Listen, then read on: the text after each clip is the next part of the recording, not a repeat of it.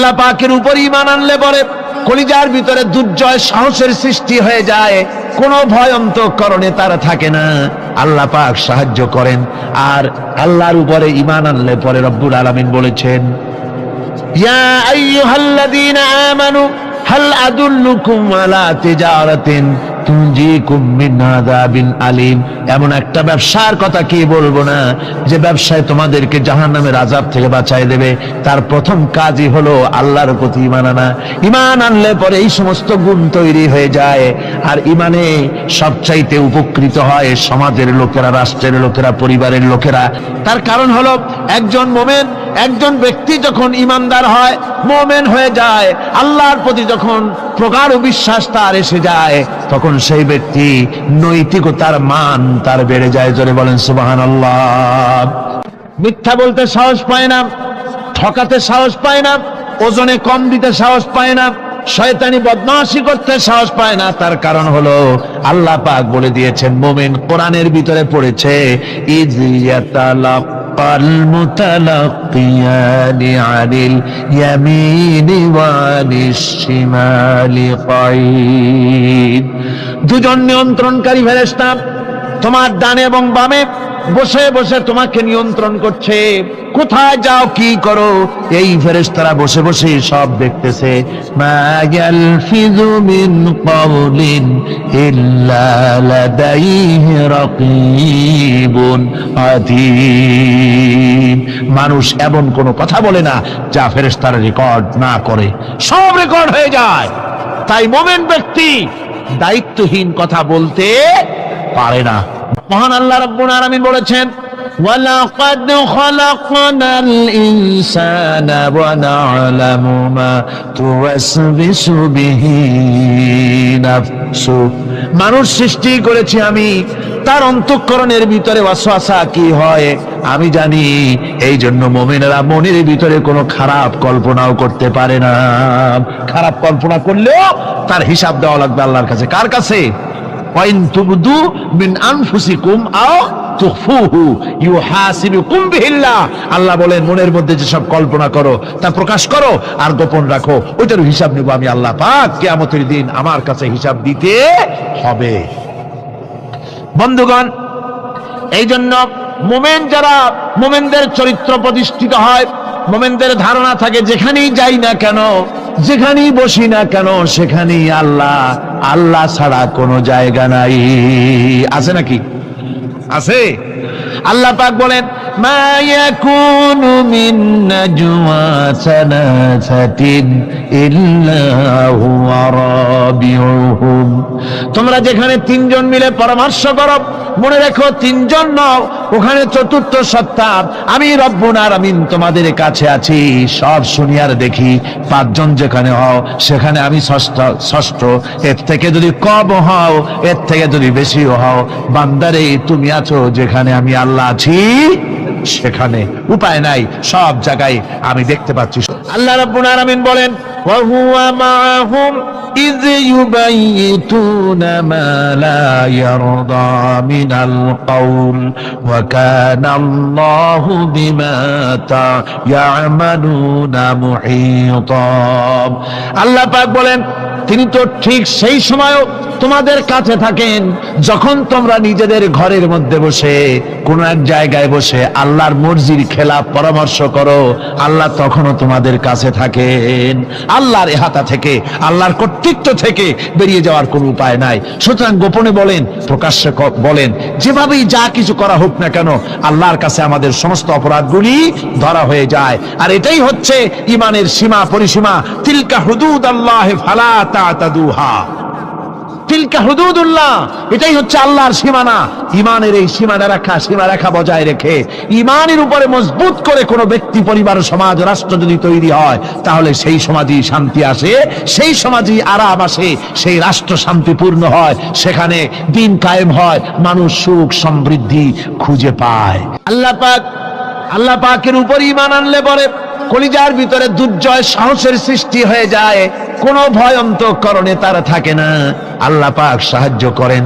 আর আল্লাহর উপরে ঈমান আনলে পরে রব্বুল আলামিন বলেছেন, ইয়া আইয়ুহাল্লাযীনা আমানু হাল আদুল্লুকুম আলা তিজারাতিন তুনজিকুম মিন আযাবিন আলীম, এমন একটা ব্যবসার কথা কি বলবো না যে ব্যবসায় তোমাদেরকে জাহান্নামের আযাব থেকে বাঁচায় দেবে। তার প্রথম কাজই হলো আল্লাহর প্রতি ঈমান আনা। ঈমান আনলে পরে এই সমস্ত গুণ তৈরি হয়ে যায়। আর ঈমানে সবচাইতে উপকৃত হয় সমাজের লোকেরা, রাষ্ট্রের লোকেরা, পরিবারের লোকেরা, দেশের মানুষ উপকৃত হয় মুমিনদের দিয়ে ঈমানের কারণে। তার কারণ হলো একজন মুমিন, একজন ব্যক্তি যখন ঈমানদার হয়, মুমিন হয়ে যায়, আল্লাহর প্রতি যখন প্রগাঢ় বিশ্বাস তার এসে যায়, তখন সেই ব্যক্তি নৈতিকতার মান তার বেড়ে যায়। জোরে বলেন সুবহানাল্লাহ। নৈতিক চরিত্রের উপরে সে প্রতিষ্ঠিত হয়, সে মিথ্যা বলতে সাহস পায় না। মুমিন ব্যক্তি মিথ্যা বলতে সাহস পায়? পায় না। কেন পায় না? মিথ্যা বলতে সাহস পায় না, ঠকাতে সাহস পায় না, ওজনে কম দিতে সাহস পায় না, শয়তানি বদমাশি করতে সাহস পায় না। তার কারণ হলো আল্লাহ পাক বলে দিয়েছেন, মুমিন কোরআনের ভিতরে পড়েছে, ইয ইয়াতালাক্কাল মুতালাক্কিয়ানি আনিল ইয়ামিনি ওয়া আনিশ শিমালি কাঈদ। দুজন নিয়ন্ত্রণকারী ফেরেশতা তোমার ডানে এবং বামে বসে বসে তোমাকে নিয়ন্ত্রণ করছে। কোথায় যাও, কি করো, এই ফেরেশতারা বসে বসে সব দেখতেছে। মা ইয়ালফিযু মিন কাওলিন ইল্লা লাদাইহি রাকীবুন আতীদ। মানুষ এমন কোন কথা বলে না যা ফেরেশতারা রেকর্ড না করে, সব রেকর্ড হয়ে যায়। তাই মুমিন ব্যক্তি দায়িত্বহীন কথা বলতে পারে না। মুমিন ব্যক্তির চরিত্র ভালো হয়ে যায়, সে যে কথা বলে বুঝে শুনে কথা বলে, সে যে ওয়াদা করে বুঝে শুনে ওয়াদা করে। যেহেতু সবকিছুর জবাব কিয়ামতে দিতে হবে। কোথায় দিতে হবে? কোথায় দিতে হবে? কিয়ামতে আল্লাহর দরবারে জবাব দিতে হবে। মহান আল্লাহ রাব্বুল আলামিন বলেছেন, وَلَقَدْ خَلَقْنَا الْإِنسَانَ وَنَعْلَمُ مَا تُوَسْوِسُ بِهِ نَفْسُهُ। মানুষ সৃষ্টি করেছি আমি, তার অন্তঃকরণের ভিতরে ওয়াসওয়াসা কি হয় আমি জানি। এই জন্য মুমিনেরা মনের ভিতরে কোনো খারাপ কল্পনাও করতে পারে না। খারাপ কল্পনা করলেও তার হিসাব দেওয়া লাগবে আল্লাহর কাছে। কার কাছে? ওয়াইন তুবদু মিন আনফুসিকুম আও তুখফুহু ইউহাসিবুকুম বিহিল্লাহ।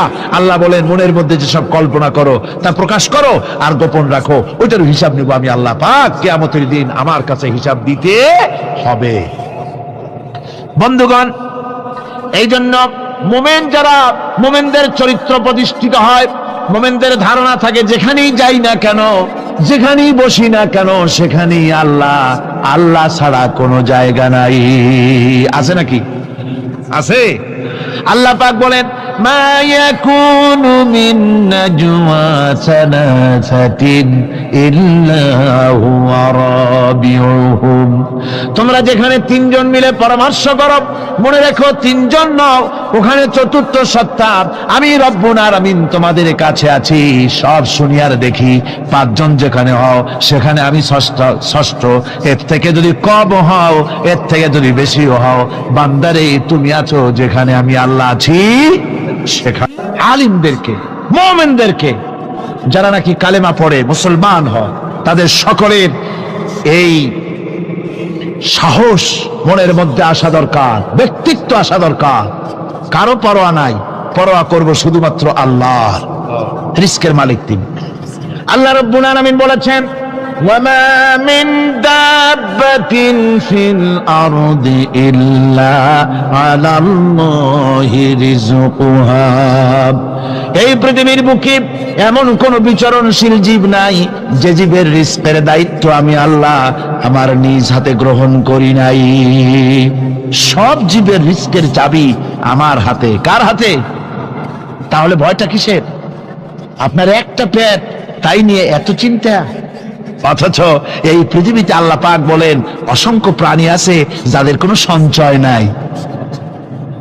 শকুন, শকুনের মরা গরু অনেকগুলি ব্যাংকে জমা আছে নাকি?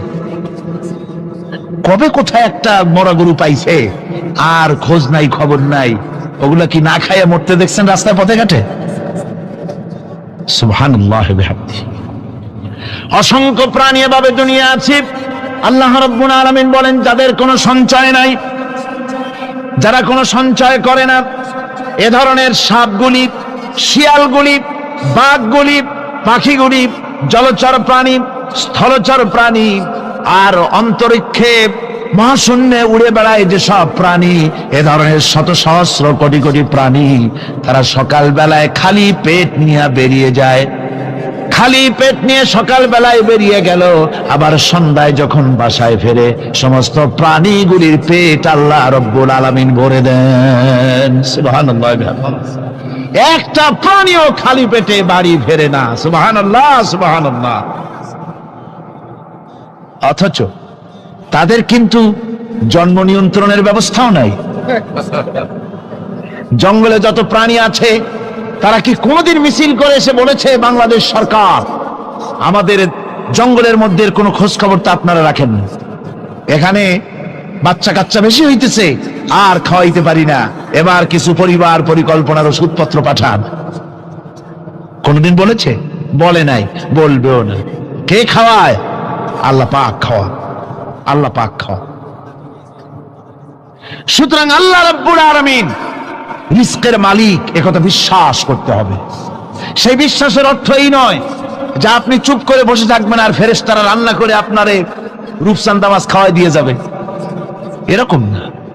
বিশ্বাস করতে হবে, কাজ করতে হবে, এর ফলে আল্লাহ রাব্বুল আলামিন রিজকের ব্যবস্থা করবেন।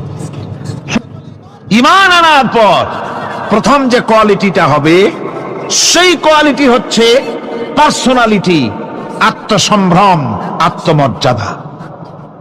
দুনিয়ায় কারো সামনে মাথা সে নত করবে না, মাথা নত করবে কেবলমাত্র আল্লাহর কাছে।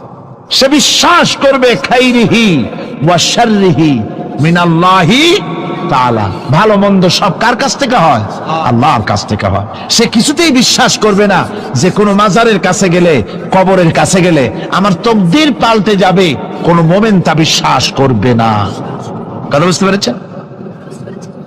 ভালো করার মন্দ করার সবটা মালিক আল্লাহ সুবহানাহু ওয়া তাআলা। এরপরে 2 নম্বরের যে কোয়ালিটি সৃষ্টি হবে মুমিনের মধ্যে ঈমান আনার পর, সে গুণটা হচ্ছে সে বিনয়ী হবে। বিনয়, বিনম্রতা তার এক বৈশিষ্ট্য হবে। বিনয় এবং বিনম্রতার বৈশিষ্ট্য হবে। তার কারণ হচ্ছে ঈমান আনার পরে সে জানতে পেরেছে আল্লাহ রাব্বুল আলামিনের কর্তৃত্ব থেকে বেরিয়ে আসার ক্ষমতা কারো নাই। অহংকার করে যাব কোথায়? আস্ফালন করে যাব কোথায়? আল্লাহর রাজত্বের বাইরে, আল্লাহর ক্ষমতার বাইরে যাওয়ার ক্ষমতা তো কারোই নাই। সুতরাং অহংকার তার মধ্যে জায়গা পাবে না। আল্লাহ পাক দুনিয়ার সমস্ত মানুষের জিনকে পরিষ্কার করে বলেছেন, ইয়া মাশারাল জিন্নি ওয়াল ইনস ইন ইসতাতাতুম আন তানফুযু মিন আকতারিস সামাওয়াতি ওয়াল আরদ ফানফুযু লা তানফুযুনা ইল্লা বিসুলতান। হে পৃথিবীর মানুষেরা আর জেনেরা, যদি সম্ভব হয় আমার আকাশের নিচের থেকে, জমিনের উপর থেকে বেরিয়ে যা। লা তানফু, বেরিয়ে যেতে পারবে না। আমি আকাশ এবং জমিন থেকে যদি সম্ভব করতে পারো বেরিয়ে যা। আর যদি কোনো আকাশ থাকে তার নিচে যা, আর যদি কোনো জমিন থাকে তার উপরে যাও। এমন দেশ যদি পাও যেখানে আমার আলো ছাড়া কোনো আলো আছে, আমার বাতাস ছাড়া কোনো বাতাস আছে, আমার চাঁদ সূর্য ছাড়া কোনো চাঁদ সূর্য আছে, যাও সেখানে। আল্লাহ রাব্বুল আলামিন বলেন নাই এরকম যাওয়ার কোনো উপায় নাই। আমি আল্লাহ রাব্বুল আলামিন আকাশ আর জমিন দিয়ে প্যাকেট করে রেখেছি, আটকায় রেখেছি। আমার রাজত্ব থেকে, আমার ক্ষমতা থেকে, আমার কর্তৃত্ব থেকে বেরিয়ে যাওয়ার ক্ষমতা কোনো মানুষের নাই, কোনো জেনের নাই, কোনো প্রাণীর নাই। সুবহানাল্লাহ। মানুষ হচ্ছে অহংকার কিসের হবে? তোমরা হচ্ছ ফকির। আল্লাহ পাক বলছেন ওয়াল্লাহুল গানিয়্যু ওয়া আনতুমুল ফুকারা। আল্লাহ হচ্ছেন গনি। আল্লাহ কি? গনি, বেনিয়াজ, বেপরোয়া।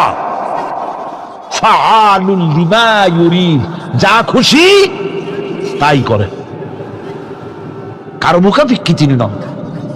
কোরআনে কারীমে রব্বুল আলামিন বলেছেন, নবী আপনি আমার ব্যাপারে, আমার গুণাবলীর ব্যাপারে বলুন। কুল হুয়াল্লাহু আহাদ। ও আমার নবী আপনি বলুন, আল্লাহ পাক এক এবং একক, তিনি নিরঙ্কুশ, তিনি বেনিয়াস, তিনি কারো মুখাপেক্ষী নন, তিনি কাউকে জন্ম দেন নাই, তাকেও কেউ জন্ম দেয়নি। আকাশ এবং জমিনে আল্লাহর সমকক্ষ কেউ নাই। তোমরা হচ্ছ ফকির আর আমি আল্লাহ হচ্ছে বেনিয়াস। লিল্লাহি মা ফিস সামাওয়াতি ওয়া মা ফিল আরদ। আকাশে যা আছে, জমিনে যা আছে, সব আল্লাহ। সব কার? আল্লাহ পাকের। সুতরাং কিসের অহংকার, কিসের মাতবাড়ি?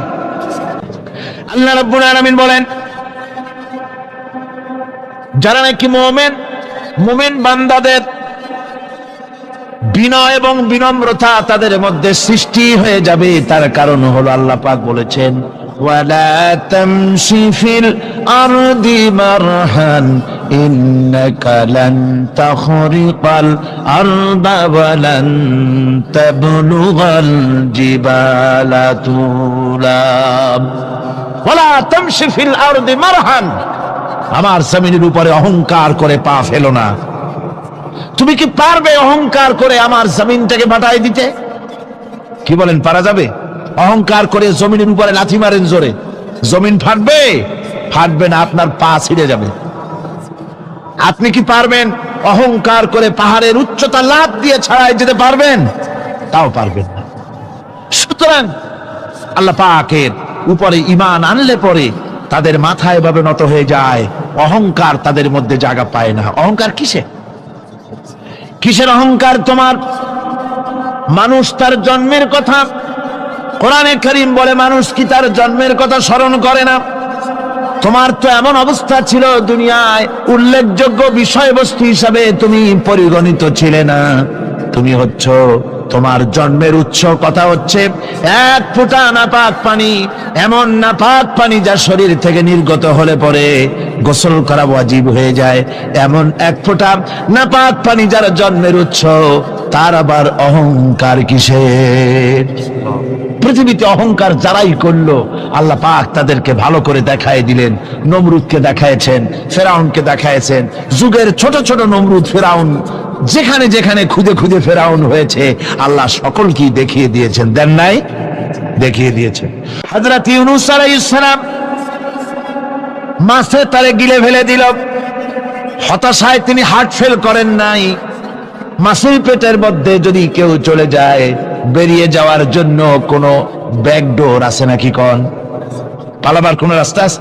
মাছের পেটের জানালা দরজা আছে? কিছুই নেই। তিনি হতাশ হলেন না। মাছের পেটের ভেতরে বসে হযরত ইউনূস আলাইহিস সালাম বুক ভরা আশা নিয়ে আল্লাহর দরবারে তিনি ঘোষণা করলেন, লা ইলাহা ইল্লা আনতা সুবহানাকা ইন্নী কুনতু মিনাজ জালিমিন। পড়েন না সবাই, লা ইলাহা ইল্লা আনতা সুবহানাকা ইন্নী কুনতু মিনাজ জালিমিন। হযরত ইউনূস আলাইহিস সালাম বললেন, আল্লাহ তুমি ছাড়া কোনো ইলাহা নাই, তোমার পবিত্রতা ঘোষণা করছি, আমি জালিমদের অন্তর্ভুক্ত হয়ে গেছি। তিনি যখন চিল্লাচ্ছিলেন, মাছির পেটের ভিতরে বসে যখন কাতরুক্তি করতেছিলেন, আল্লাহ বুঝি তখন শোনেন নাই সে কথা? কি বলেন? আল্লাহ বুঝি তখন তন্দ্রায় বা নিদ্রায় ছিলেন না? আল্লাহ পাক কি ঘুমান? তন্দ্রায় যান? লা তাখুযুহু সিনাতুন ওয়ালা নাওম। আল্লাহ রাব্বুল আলামিন বলেন, কোন তন্দ্রা বা নিদ্রা আল্লাহ রাব্বুল আলামিনকে স্পর্শ করে না। হযরত ইউনূস আলাইহিস সালাম যখন মাছের পেটের ভিতরে বসে চিৎকার মারলেন, আল্লাহ পাক বলেন, ইউনূস রে, তোমার ওই ডাক কেউ শোনে নাই, দুনিয়ার কোন রাজা বাদশাহ শোনে নাই, দুনিয়ার কোন বন্ধু বান্ধব তোমার শোনে নাই, কিন্তু আমি তোমার আরশের মালিক, আমি রব্বুল আলামিন শুনেছি। শুধু শুনি নাই, সঙ্গে সঙ্গে জবাব দিয়ে দিয়েছি। ফাস্তাজাবনা লাহু ونجيناه من الغم পড়েন فاستجبنا له ونجيناه من الغم وكذلك ننجي المؤمنين আল্লাহ পাক বলেন আমি জবাব দিলাম মাছের পেটের ভিতরে বেদনা শুরু হয়ে গেল মাছ আর তলদেশে শুয়ে থাকতে পারলো না সাঁতরাতে পারলো না মাছ ভেসে উঠলো উপরে পেটের যন্ত্রণায় মাছ কিনারায় চলে এসে বমি করে দিতে পারলে যেন বাঁচি এই অবস্থা মাছের হলো কিনারায় চলে এলো বমি করে ইউনূস আলাইহিস সালামকে ফেলে দিল মাছও বাঁচলো ইউনূস আলাইহিস সালামও বাঁচলো আল্লাহ রাব্বুল আলামিন বলেন মুমিনেরা শোনো শুধু ইউনূসকে নয় ওয়াকাযালিকা নুজিল মুমিনিন এইভাবে করে মুমিন বান্দারা যদি আমাকে ডাকে আমার কাছে যদি হাত ফালায় আমি আল্লাহ রাব্বুল আলামিন মুমিনদের এভাবে বিপদ মুক্ত করে দেই আল্লাহ পাক বিপদ মুক্ত করে দেন ওমান ইয়াত্তাকিল্লাহা ইয়াজআল লাহু মাখরাজা আল্লাহকে যে ভয় করে আল্লাহ তার জন্য রাস্তা খুলে দেন জোরে কোন সুবহানাল্লাহ দেখেন ইউসুফ আলাইহিস সালাম জুলাইখা তাকে আটকায় ফেলেছে ঘরের মধ্যে তালা দেওয়া খিল দেওয়া সিটকানি মারা পালাবার পথ নাই চতুর্দিকে উলঙ্গ নগ্ন চিত্র আর এই সুন্দরী যুবতী নারী জুলাইখা তার প্রেম নিবেদন করেছে হযরত ইউসুফের কাছে যৌবনে ভরা টকবগে যৌবনের যুবক হযরত ইউসুফ আলাইহিস সালাম সৌন্দর্যের পিরামিড বাঁচার কোনো পথ নাই জুলাইখার কুপ্রবৃত্তি চরিতার্থ করে দেওয়া ছাড়া কিন্তু হযরতে ইউসুফ আলাইহিস সালাম আল্লাহ রাব্বুল আলামিনকে ডাকলেন হতাশায় ভেঙে পড়লেন না আল্লাহকে ভয় করলেন আল্লাহকে ডাকলেন আল্লাহকে ডেকে আল্লাহকে ভয় করে তালাবদ্ধ দরজার দিকে যখন দৌড় মারলেন রব্বুল আলামিন আপন কুদরতে দরজার তালাগুলি খুলে দিলেন ভাইরা আমার এভাবে করে মুমিনেরা কখনো হতাশ হয় না ফাইন্না মাআল উসরি ইউসরা ইন্না মাআল উসরি ইউসরা মনে রাখতে হবে দুঃখ কষ্টের সাথে থাকে সুযোগ সুবিধা আর প্রত্যেক অসচ্ছলতার সাথে থাকে উদার সচ্ছলতা এর কোনো বিপরীত কখনই হয় না আল্লাহ রাব্বুল আলামিন এইভাবে করে মুমিনদেরকে বলেছেন যেন তারা হতাশায় ভেঙে না পড়ে আল্লাহ পাক বলে বান্দা যখন আমাকে ডাকে আমি বান্দার একদম নিকটে তার ঘাড়ের চাইতেও নিকটে ওয়ানাহানু আকরাবু ইলাইহি মিন হাবলিল ওয়ারিদ আমি আমার বান্দার সরব যে রগের উপরে তার মাথা এর থেকেও আমি আমার বান্দার বেশি নিকটে সুবহানাল্লাহ পড়ে আমি তোমার কাছে আমার কাছে মাপ চাও যত বড় গুনাহ হোক ওয়াকালা রাব্বুকুম উদউনি আস্তাজিব লাকুম তোমার প্রভু তোমাকে ডেকে বলেছে আমাকে ডাকো আমি মাফ করে দেব সুবহানাল্লাহি বিহামদিহি কত বড় কথা আমাকে ডাকো নিরাশ হয়ো না হতাশ হয়ো না আল্লাহর গজব বেশি না রহমত বেশি আল্লাহর রহমত বেশি হাদিসে কুদসির ভিতরে এসেছে আল্লাহ পাক বলেছেন কোন বান্দা যদি আমার দিকে এক বিগত অগ্রসর হয় আমার রহমত তার দিকে এক হাত এগিয়ে যায় কোন বান্দা যদি আমার দিকে হেঁটে আসে আমার রহমত তার দিকে দৌড়ে যায় বান্দা যখন আল্লাহর দরবারে দুহাত উঁচু করে চোখের পানি ফেলে দেয় মুসলিম শরীফের হাদিসের ভিতরে এসেছে গভীর রাত্রে রাতের তৃতীয় অংশে আল্লাহ রাব্বুল আলামিন প্রথম আকাশে আসেন আর ডেকে বলেন পৃথিবীতে আছো নাকি কেউ গুনাহ করে জীবন বরবাদ করে দিয়েছো আমার কাছে মাপ চাও ঋণগ্রস্ত আছো অসুস্থ আছো অপমানিত আছো কে আছো মাজলুম আমাকে ডাকো আমার কাছে বলো আমি ডাকের সাড়া দেব জীবনের আশা পূরণ করে দেব ওই সময় যেই সমস্ত লোকেরা কান্দে তাহাজ্জুদের নামাজ পড়ে আল্লাহ জিজ্ঞেস করেন ফেরেশতারা অমুক অমুক দেশ অমুক অমুক বান্দারা কান্দে কেন ফেরেশতারা বলে রব্বুল আলামিন তুমি তো ভালো করে জানো আল্লাহ বলেন জানি তবু তোমাদের মুখে শুনতে চাই তারা বলে রব্বুল আলামিন তোমার এই বান্দা গুনাহ করেছি গুনার জন্য মাপ চায় জাহান্নাম থেকে বাঁচতে চায় আল্লাহ পাক বলেন ফেরেশতারা আমার এই বান্দারা আমারে দেখেছে নাকি বলে দেখে নাই বলে আমার দোজখ দেখেছে নাকি বলে না তাও দেখে নাই আমার বেহেশত দেখেছে নাকি বলে না তাও দেখে নাই আল্লাহ পাক বলেন ফেরেশতারা সাক্ষী থাকো ওরা আমাকে দেখে নাই, আমার বেহেশত দোজখ কিছুই দেখে নাই, শুধুমাত্র আমার নবীর কথা, আমার কোরআনের কথা বিশ্বাস করে আরামের ঘুমকে হারাম করে যেভাবে তারা কাঁদতেছে, সাক্ষী থেকে যাও ফেরেশতারা, আবার রহমতের দরিয়ায় জোশ মেরেছে আমার ওই ক্রন্দনরত বান্দাগুলিকে আমি আল্লাহ মাফ করে দিলাম। সুতরাং মুমিন বান্দা যারা, আল্লাহর মুমিন বান্দা যারা, এই ঈমানের কোয়ালিটি, এটাও হতাশায় নিরাশায় ভেঙে পড়বে না। গুনাহ তো মানুষই করে, গুনাহ হয়ে গেছে মাপ চাও। তোমার গুনাহ কদ্দুর? তোমার গুনাহ যদি হয় পাহাড় সমান, আল্লাহর রহমত আকাশ সমান। জাহান্নামের কঠিন শাস্তি থেকে বাঁচতে হলে আল্লাহর প্রতি ঈমান আনতে হবে। আর ঈমান আনলে যে কোয়ালিটিগুলি হওয়া উচিত, সেগুলি আমি আপনাদের সামনে আলোচনা করছি। এরপর আরেকটি কোয়ালিটি হবে মুমিনের, তা হলো কঠোর কঠিন বিপদে অবিচল থাকবে, বিপদে ভেঙে পড়বে না। বিপদ আপদ, শত্রুতা, ক্ষয় ক্ষতি যা কিছু হয় সবই আল্লাহর পক্ষ থেকে, এটা মেনে নিতে হবে এবং ধৈর্য ধারণ করতে হবে। বিপদ মুসিবত শুধু উম্মতের জন্য নয়, দুনিয়ার সমস্ত নবীদের বিপদ এসেছে, হয় নাই? নবীদের বিপদ আসে নাই? কোরআনে কারীম থেকে শুনুন, আল্লাহ রাব্বুল আলামিন বলেন, وَكَذَلِكَ جَعَلْنَا لِكُلِّ نَبِيٍّ عَدُوًّا مِنَ الْمُجْرِمِينَ। আল্লাহ পাক বলেন, এমনি করে আমি সকল নবীদের শত্রু বানিয়ে দিয়েছি সব পাপিষ্ঠ আর অপরাধ প্রবণ লোকদেরকে। প্রত্যেক যুগে নবীদের শত্রু ছিল, প্রত্যেক যুগে নবীদের কি ছিল? শত্রু ছিল। সে শত্রু কারা ছিল? আল্লাহ পাক বলছেন নবীদের শত্রু ছিল পাপিষ্ঠ আর অপরাধ প্রবণ লোক, এরাই ছিল নবীদের দুশমন। রাসূলগণের অবস্থা যদি এই হয়, তাহলে তার উম্মত, ওই দিনের ধারক বাহক যারা, তাদের বুঝি বিপদ আপদ হবে না নাকি? আল্লাহ নবী ঘুমের থেকে জেগে হযরত আলীকে ডেকে বলেন, আলী, আল্লাহ অর্ডার করেছেন আমি মদিনায় চললাম, আমার বিছানার পরে আমার চাদর গায়ে দিয়ে শুয়ে থাকো।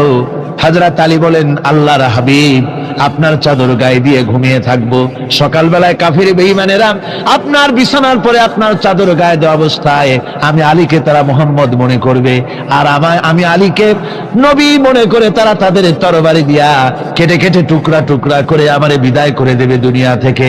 এতটুকুনো পরোয়া করি না, বরং আমার দিলের মধ্যে এটাই তৃপ্তি থাকবে যে আমি আলীর জীবনের বিনিময় আল্লাহর হাবিব দুনিয়ায় বেঁচে আছেন। নবীজি ঘরের থেকে বেরোলেন, চতুর্দিকে কাফেররা দাঁড়ানো।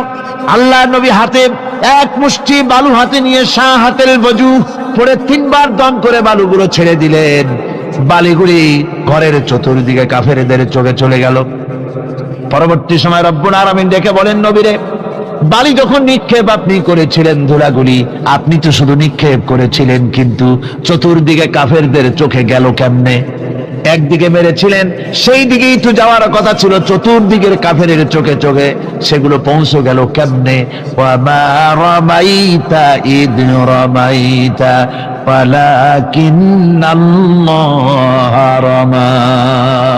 আপনি নিক্ষেপ করেন নাই, যখন আপনি নিক্ষেপ করেছিলেন আপনি তো শুধু বালু কণা ছেড়েছেন, আর ওই বালু কণাগুলি ঘরের চতুর্দিকে সব কাফেরদের চোখে পৌঁছবার দায়িত্ব আমার কুদরত গ্রহণ করেছিল।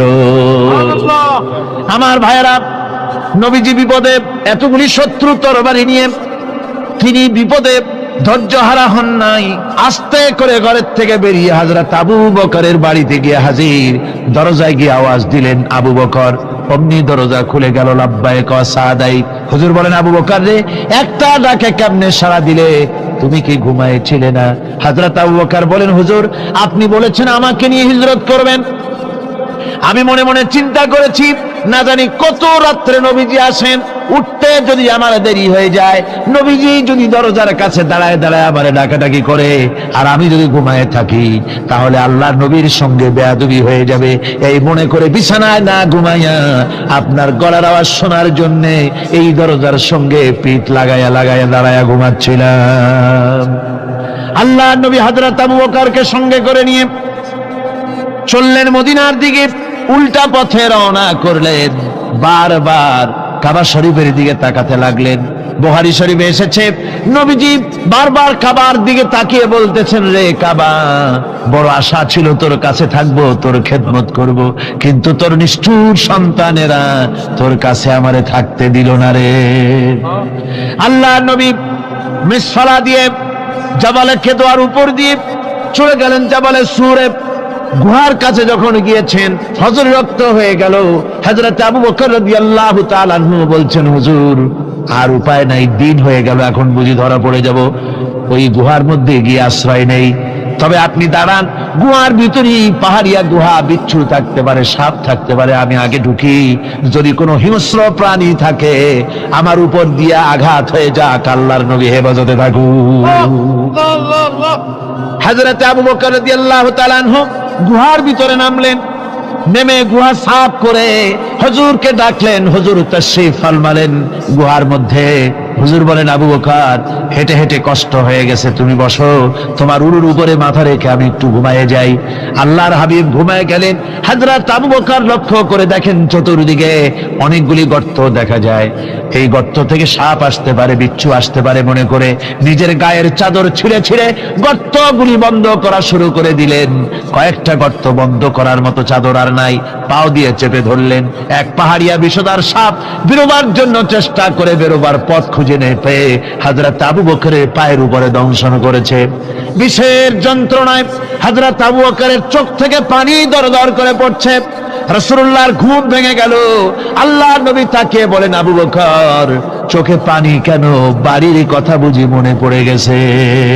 হযরত আবু বকর বলেন, ইয়া রাসূলুল্লাহ, আল্লাহর নামে কসম করে বলি, যেই দিন আমি ঈমান এনেছি ওই দিন থেকে আমার মা বাপ, আমার কোলে আমার সন্তান, আমার স্ত্রী, আমার জায়গা জমি ঘর বাড়ি, এমনকি আমার নিজের আত্মার চাইতে হুজুর আপনারে ভালোবাসি বেশি।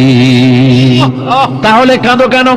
হযরত আবু বকর বলেন, হুজুর বাড়ির জন্য কাঁদি না, ছেলেপেলের জন্য কাঁদি না, সাপে দংশন করেছে, যন্ত্রণায় কাঁদতেছি। আল্লাহর নবী সঙ্গে সঙ্গে মুখ থেকে থুতু বার করে যন্ত্রণার জায়গায় লাগাই দিলেন। সঙ্গে সঙ্গে যন্ত্রণা বন্ধ হয়ে গেল। হুজুর বললেন, আবু বকর, প্রথম যখন তোমার এই আঘাত করেছিল সাপে, আমাকে কেন তাড়াতাড়ি বলো নাই? এতক্ষণ তো তোমার কষ্ট হতো না। হযরত আবু বকর বলেন, ইয়া রাসূলুল্লাহ, ওটা তো সাপে কাটার যন্ত্রণা, ওই যন্ত্রণায় আমার রক্ত জ্বলতেছে, যন্ত্রণায় যন্ত্রণায় আমার কলেজাটা যদি ফেটেও যেত। আল্লাহর হাবিব আরাম ফরমাচ্ছিলেন, আমি তাকে আরামে বিঘ্ন ঘটাতে পারতাম না। আমার ভাইয়েরা, হযরতে আবু বকর, হযরতে রাসূল দুজন বসে আছেন। এমনি সময় কাফের বেঈমানেরা খুঁজতে খুঁজতে জায়গা মতো এসে গেছে। একজনে বলে ভিতরে আছে, আর একজনে বলে নাই। পায়ের যদি থাকবে তাহলে মাকড়সায় জাল বুনালো কি করে, পাখি ডিম পেড়ে বসে আছে কি করে, তাদের সন্দেহ হতে লাগলো। এর মধ্যে না একজন বলে আছে আর একজন বলে নাই। হযরত আবু বকর ভয়ের চোটে কেঁদে ফেলেছেন, হুজুর আর উপায় নাই। এই যে অবস্থা, এই অবস্থার ভিতরে, এই অবস্থার ভেতরেও আল্লাহ নবী এতটুকু ঘাবড়ে যান নাই। শত্রুরা তরবারি নিয়ে এসেছে, সুযোগ পেলেই একটু তাকালেই দেখতে পাবে, তুলে মেরে ফেলে দেবে। আল্লাহর হাবিব মোটেই ধৈর্য হারালেন না, এতটুকু হতাশ হলেন না। আল্লাহ পাকের হাবিব তার সাথীকে কি বললেন? তখন কোরআনে কারীম সূরা তাওবার মধ্যে আল্লাহ তা উদ্ধৃত করেছেন মুমিনদের জন্য, ইযহুমা ফিল গার ইয ইয়াকুলু লিসাহিবিহি লা তাহজান ইন্নাল্লাহা মা'ানা। ও আমার সাথী, ও বন্ধু, ভয় করো না, চিন্তা করো না, আমরা মাইনরিটি নই, আমরাই মেজরিটি। তার কারণ আল্লাহ আমাদের সাথে আছেন। সুবহানাল্লাহ বিহামদিহি, আল্লাহ আমাদের সাথে আছে। হযরত খাব্বাব রাদিয়াল্লাহু তাআলা আনহু বলছেন, বুখারী শরীফে হাদিসে ভাবে এসেছে, ওয়ান খাব্বাব বিন আরিত রাদিয়াল্লাহু তাআলা আনহু আন্নাহু ক্বাল শাকাউনা ইলা রাসূলিল্লাহি সাল্লাল্লাহু আলাইহি ওয়াসাল্লাম ওয়া হুয়া মুতাওয়াসসাদুন বুরদাতুন লাহু ফি জিল্লিল কাবা। আমি গেলাম রাসূলুল্লাহর কাছে, যে দেখি হুজুর বাইতুল্লাহ শরীফের ছায়ায় আরাম ফরমাচ্ছেন।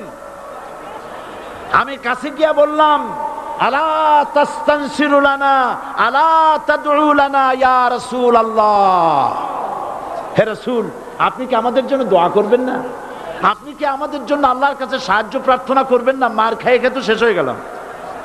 শুনতেছেন আপনারা? আল্লাহর নবী উঠে বসলেন, বললেন, খাব্বাব শোনো,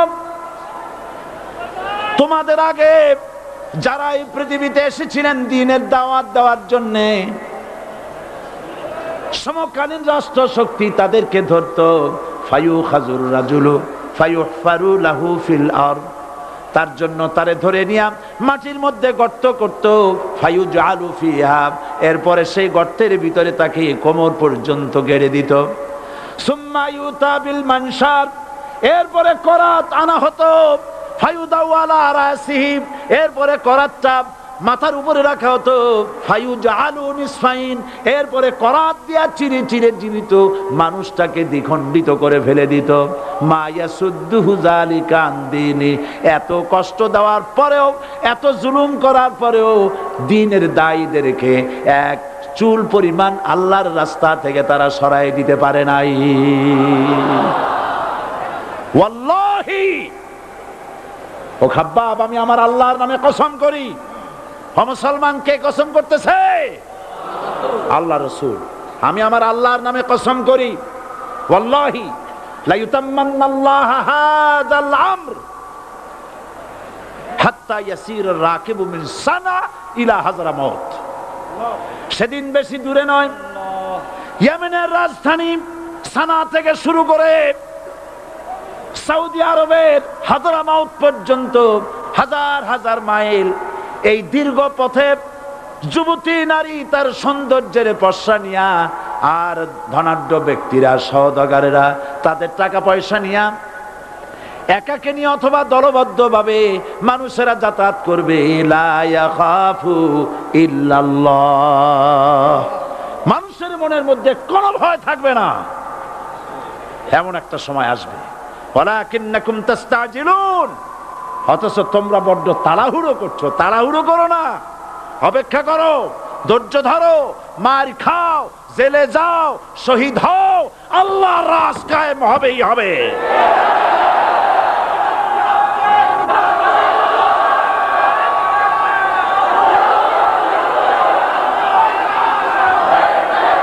বিল্ডিং থেকে শিক্ষা গ্রহণ করুন। বিল্ডিং, ইমারত, দালান থেকে শিক্ষা গ্রহণ করুন। এই যেটা দালান আছে না পাশে, দেখতে পাচ্ছেন? এই দালান কি দিয়ে তৈরি করা হয়েছে বলেন? ইট। সমস্ত ইটেরা যদি ধর্মঘট করত, আমরা কেউ মাটির তলায় যাব না, কেউ আমরা আগুনে পুড়ে ঝামা হব না, পিক হব না, কেউ আমরা টুকরা টুকরা হব না, সবাই থাকবো উপরে উপরে, তাহলে কি দালান হইতো নাকি? এই বিল্ডিং নির্মাণ করতে গিয়া ইটের যে স্যাক্রিফাইস, হাজার হাজার ইটকে পিক হতে হয়েছে, পুড়ে যেতে হয়েছে, খোয়া হতে হয়েছে, ভেঙে টুকরা টুকরা হয়ে 50 ফিট মাটির নিচে যেতে হয়েছে, তারপরে ইমারত গঠন হয়েছে, সুন্দর দালান তৈরি হয়েছে। যারা ইসলামী শাসন চান, আল্লাহর দ্বীনকে বিজয়ী দেখতে চান, তাদেরকে অসংখ্য মানুষকে পোড়া ইটের মতো জেলখানায় পুড়ে পুড়ে মরতে হবে, অসংখ্য মানুষকে ফাঁসির কাস্টে ঝুলতে হবে, গায়ের রক্ত দিতে হবে, শহীদ হতে হবে, তারপরে ইসলামের ইমারতটা কায়েম হয়ে যাবে। শায়ের, কবি কি সুন্দর করে বলছেন, কবি সুন্দর করে বলছেন, ये शहादत गाहे उल्फत में कदम रखना, ये शहादत गाहे उल्फत में कदम रखना, लोग समझते हैं आसा है मुसलमान होना। মানুষেরা মনে করে মুসলমান হওয়া খুব সহজ জিনিস। না, মুসলমান হওয়ার অর্থ হলো শাহাদাতের ঈদগাহে শামিল হয়ে যাওয়া।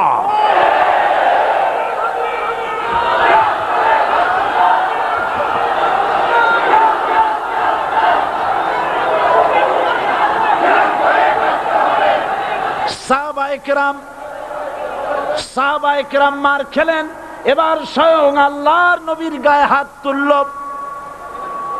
আবু জাহেল এসে হুজুরকে মারলেন, গলায় চাদর দিয়া এমন জোরে টান মেরেছে রাসূলুল্লাহ পড়ে গিয়েছেন।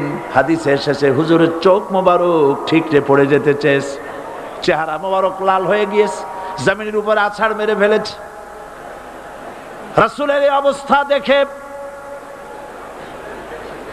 হযরতে হামজা তখনও কাফের ছিলেন, শিকার থেকে এসে তিনি এই দৃশ্য দেখলেন, দাসীর মুখে শুনলেন, ছুটে চলে গেলেন আবু জাহেলের বাড়িতে।